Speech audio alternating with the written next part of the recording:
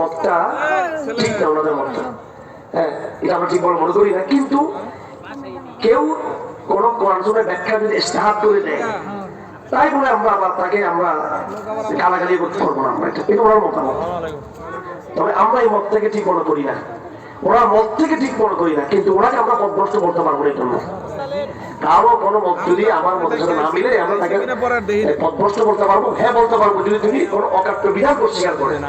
নজরুলহীন আগামীতে হবে, এটা অকাট্য কোনো বিধান না, এটা রসুলের চেয়ে ভবিষ্যৎবাণী, ঠিক আছে? এই জন্য ডক্টর আবু বকর জাকারিয়ার এই মতামতকে আমরা মোটেও গ্রহণ করতে পারবো না, এটাকে নাকচ করি। কারণ হাদিস তো বুঝতে হবে, রাসূলুল্লাহ সাল্লাল্লাহু আলাইহি ওয়াসাল্লাম নজরুলহীনদের কথা বলছে কার সাথে মিলিয়ে?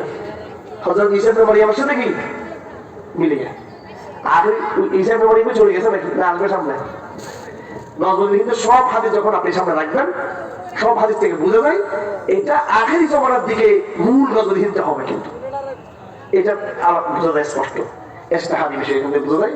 আমরা এই মতকে বিশ্বাস করি এবং এটাই বাস্তবতা আমরা মনে করি।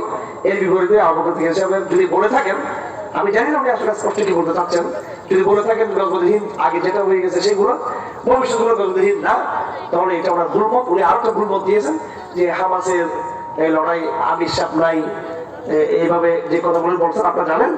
ওনার মত নিয়ে যদি এখন আমরা কথা শুনি, তাহলে ইসরায়েল বিরুদ্ধে জেহাদ বন্ধ করে দেবো আমাদেরকে। এই জন্য ওনাদের যারা এই টাইপের ওলামায়ে কেরাম যারা আছেন, এই বিষয়গুলোতে আপনারা ওনাদেরকে ফলো করবেন না, আমি স্পষ্ট বলে দিচ্ছি।